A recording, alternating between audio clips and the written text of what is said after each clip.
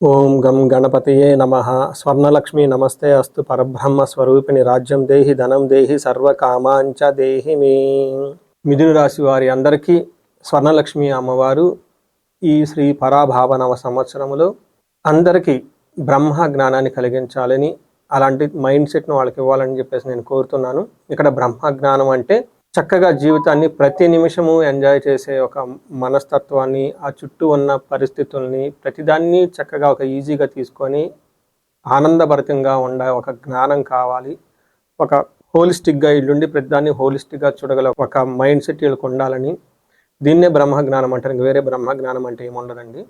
వీటితో పాటు రాజ్యం దేహి, ఎవరైతే మిడ్ లెవెల్ మేనేజర్స్లో ఉన్నారో, ఫ్రంట్ లైన్ మేనేజర్స్లో ఉన్నారో, పీపుల్ మీద నాయకత్వంలో ఉన్నారో, రాజకీయ నాయకులు ఉన్నారు, నాయకత్వ పొజిషన్లో ఉన్నారు, మేనేజర్ రోల్స్లో ఉన్నారు, లీడర్షిప్ రోల్స్లో ఉన్నారు, 10 మందికి మంచి చెడు చెప్పే ఒక స్థితిలో ఎవరైతే ఉన్నారో వాళ్ళందరికీ రాజ్యాధికారం రావాలి.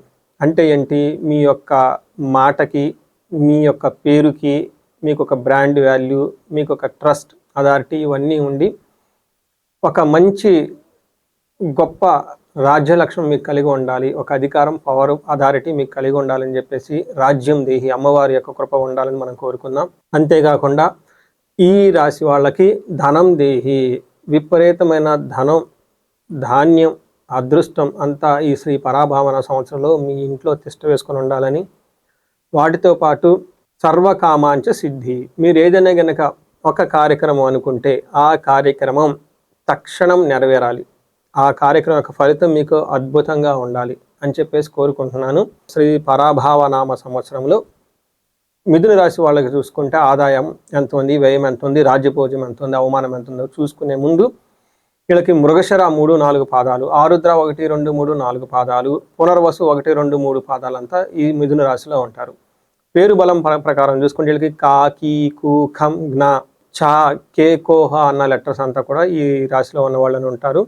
మిథున రాశి వారికి చూసుకుంటే శ్రీ పరాభావనామ సంవత్సరంలో ఆదాయం 8, 11 వ్యయం ఉంటుంది. రాజ్యపూజ్యం 1, అవమానం 7.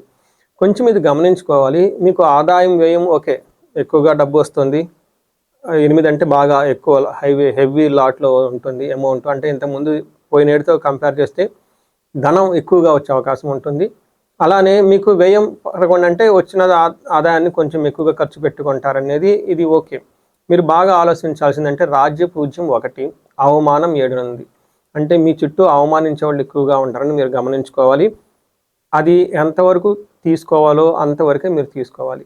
అంటే ఎదుటి వాళ్ళలో ఎంతవరకు మీరు ఇంటరాక్ట్ అవ్వాలో, ఎంతవరకు ఇంటరాక్ట్ అవ్వకూడదని చాలా బాగా గమనించుకోవాలి. ఇంట్లో వాళ్ళతో కానివ్వండి, బయట వాళ్ళతో కానివ్వండి, మీతో చక్కగా మంచిగా ఉండి మీ యొక్క లోపాలన్నీ తెలుసుకొని బయటికి వెళ్ళిపోయి వాటికి అస్త్రంగా వాడుకొని మిమ్మల్ని అవమానించాలని చూసేవాళ్ళు ఎక్కువగా ఉంటారు. ఈ ఒక్క విషయమే మీకు శ్రీ పరాభావనామ సంవత్సరంలో గుర్తుపెట్టుకోవాల్సిన ఒకే ఒక్క వీక్నెస్. మిగతా అంతా చక్కగా ఉంటుంది. అయితే వీళ్ళకి మహారాజుల సంస్కృతంలో ఏం చెప్తారంటే, శని భగవానుల వల్ల ఉద్యోగంలో హెవీ రెస్పాన్సిబిలిటీస్ ఉండే అవకాశం ఉంటుంది. ఎందుకంటే వీళ్ళకి 10వ స్థానంలో శని మహాత్ముడు ఉండటంతో, గోచారంలో 10వ స్థానంలో శని ఉంటే ఏమవుతుందంటే ఎక్కువగా రెస్పాన్సిబిలిటీస్ ఉంటుంది. చాలా ఎక్కువ రెస్పాన్సిబిలిటీస్ ఉంటుంది. ఈ టైంలో మీరు బాగా హార్డ్ వర్క్ చేయాలి, కన్సిస్టెన్సీగా చేయాలి. అంతేకాకుండా చాలా డిసిప్లిన్గా ఉండాలి. మోస్ట్ రిజల్ట్స్ వస్తుంది. ఈ చైన్ మాత్రం మీరు గుర్తుపెట్టుకోండి. హార్డ్ వర్క్ చేయాలి, డిసిప్లిన్ ఉండాలి, కన్సిస్టెన్సీ ఉండాలి. ఖచ్చితంగా 100% రిజల్ట్ అయితే ఉంటుంది శ్రీ పరాభావనామ సంవత్సరంలో మిథున రాశి వారికి ప్రొఫెషన్ మ్యాటర్స్లో. అయితే సింపుల్గా రావాలని మీరు డిసిప్లైన్ లేకపోయినా, లేదా హార్డ్ వర్క్ చేయకపోయినా, లేదా కన్సిస్టెన్సీ లేకపోయినా కానీ రిజల్ట్ రావటం అనేది చాలా కష్టంగా ఉంటుందని మీరు గమనించుకోవాలి.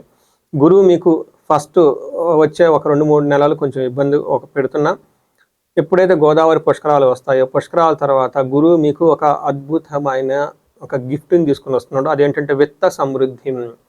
చక్కగా మీ ఇంటి నిండా ధనం అయితే చేరుకొని ఉంటుంది. పెళ్లి కాని వాళ్ళకి పెళ్ళి అవుతుంది, అదృష్టవంతంగా ఉంటుంది. 3వ ఇంట్లో కేతు ఉండటంతో స్వం అగైన్ ధనం వస్తుంది అనమాట. రాహు 9వ ఇంట్లో ఉండటంతో చాలా జాగ్రత్తగా ఉండాలి. గుర్తుపెట్టుకోండి, మీకు ఏ విషయంలో అంటే పర్టికులర్ రాహు 9వ ఇంట్లో ఉండటంతో ఎడిక్షన్స్కి ఎక్కువ అవకాశం ఉంటుంది.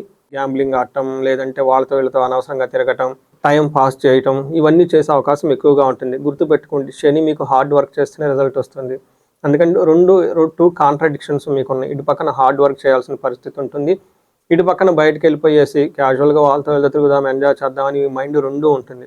ఎప్పుడైతే మీరు శనికి నచ్చని విధంగా ఇటు ఎక్కువగా ఫోకస్ చేస్తారో శని కోపం వచ్చేస్తుంది, జాబ్లో ప్రాబ్లం అవుతుంది.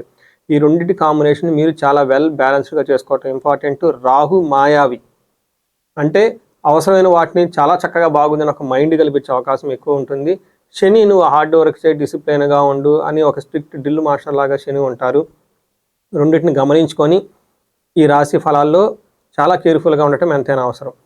శని మీకు ఉద్యోగంలో ఏ విధంగా పరిస్థితులను తీసుకొస్తూ ఉంటారంటే పాపం ఉద్యోగం విఘ్నం సర్వ కృషిర్యాది సర్వ విఘ్నం అంటే ఉద్యోగం చేసేటప్పుడు మీకు ఆటంకాలు ఎక్కువ వచ్చే అవకాశం ఉంటుందని గుర్తుపెట్టుకోండి. ఒక్కోసారి మీరు రూల్స్ రెగ్యులేషన్స్ ఓవర్లుక్ చేసే అవకాశం కూడా ఉంటుంది, చాలా జాగ్రత్తగా ఉండాలి. శని ఈ expect you to follow disciplines guide lines, వాటిని ఓవర్లుక్ చేసే అవకాశం వద్దు. అలానే రాంగ్ రిప్రజెంటేషను, మిస్ రిప్రజెంటేషను, ఉన్నది లేనిది ఉన్నట్టు కనుక చేస్తే శని కోపం వస్తుంది. ఈ విషయం మాత్రం జాగ్రత్తగా ఉండండి. శని వల్ల మీకు విపరీతమైన ఖర్చులు వచ్చే అవకాశం కూడా ఉంటుంది. అగైన్ మీ మానాన్ని మీరు వర్క్ చేసుకుంటూ పోతూ ఉంటే వేరే వాళ్ళు వచ్చి మిమ్మల్ని డైవర్ట్ చేసే అవకాశం ఎక్కువగా ఉంటుంది. Mind your own business, mind your own family members, mind your self. ఇదే మీకు మంత్రం శ్రీరామరక్ష శ్రీ పరాభావ నవ సంవత్సరంలో. ఇది ఫాలో అవుతున్నంత వరకు మీ రాశి వాళ్ళకి ఈ రాశి వాళ్ళకి ఎదురు లేదనే గమనించుకోవాలి. రెండవది, గురువు మీకు చక్కటి అదృష్టాన్ని తేబోతూ ఉన్నారు. మనం ఆల్రెడీ చెప్పుకున్నాము. వీళ్ళకి ఈ టైంలో పిల్లలు కావాలనుకునే వాళ్ళు పిల్లలు, మ్యారేజ్ కావాలి అనుకునే వాళ్ళకి మ్యారేజీ, తీర్థయాత్రలు చేయాలనుకునే తీర్థయాత్రలు, ఎక్కడికి వెళ్ళినా కానీ చక్కగా బాగా కలిసి వచ్చే అవకాశం ఉంటుంది.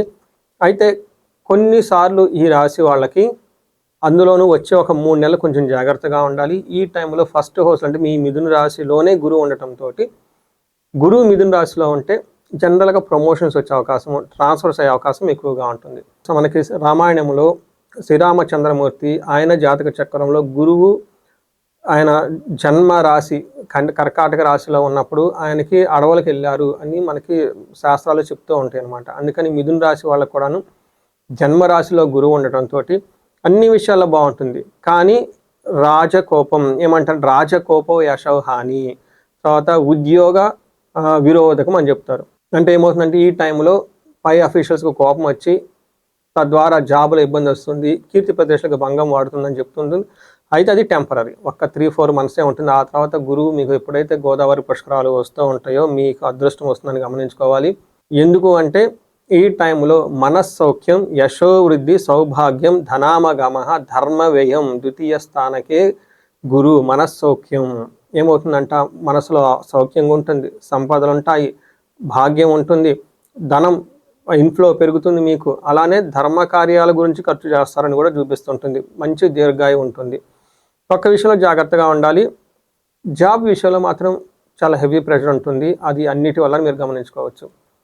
లాస్ట్ మనం బాగా ఇంపార్టెంట్ చెప్పుకోబోయేది 9th హౌస్లో వీళ్ళకి రాహు ఉన్నారు. సాఫ్ట్వేర్ వాళ్ళకి అదృష్ట అవకాశం. 9th హౌస్లో ఫారిన్లో ఉన్న వాళ్ళకి, ఎన్ఆర్ఐలకి, సాఫ్ట్వేర్లో ఉన్న వాళ్ళకి చక్కగా అదృష్టాన్ని తీసుకొని వస్తారు.